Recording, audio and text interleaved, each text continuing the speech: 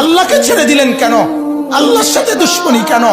যে ছেলেটা সারাদিন একটা ওয়াক্ত নামাজ পড়ে না, যে বিবি একটা ওয়াক্ত নামাজ পড়ে না, যে মেয়েটা পর্দা করে না, তারে জিজ্ঞাসা করেন না যে মা সবার সাথে সম্পর্ক বজায় রাখো, মালিকের সাথে কেন দুশ্মনী?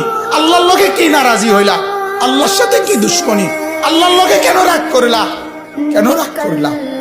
এই বাপ, তোমরা যারা সেজদা করো না, তোমরা বলো না বাজান, বলো না। এই দরদি ভাই চিৎকার করে বললাম, তুমি যদি বলো তোমার পায়ে ধরতে, আমি পায়ে ধরতে রাজি। তুমি যদি বলো তোমারে জড়িয়ে ধরে কাঁদতে, আমি কাঁদতে রাজি।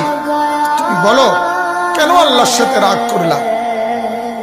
কেন আল্লাহর সাথে রাগ করলা? কেন আল্লাহর সাথে নারাজ হইলা? কেন সেজদা কপালে জুটলো না?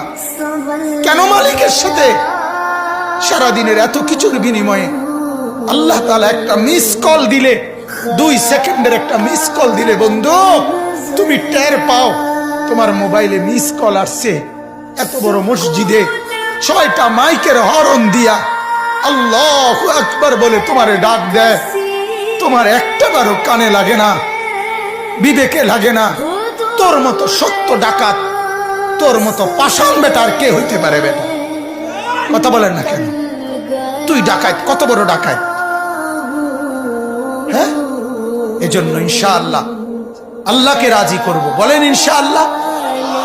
সেজদা করব তো ইনশাআল্লাহ। যুবকরা তোমরা বলো না ইনশাআল্লাহ।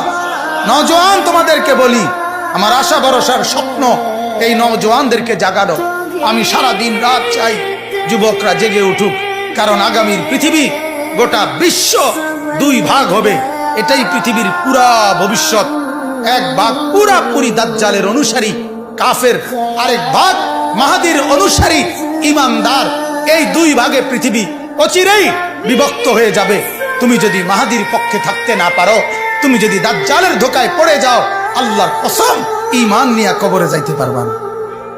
অতএব আমি তোমার ঈমান চাই, আমি যুবকের ঈমান চাই, আমি যুবকের আখিরাত চাই।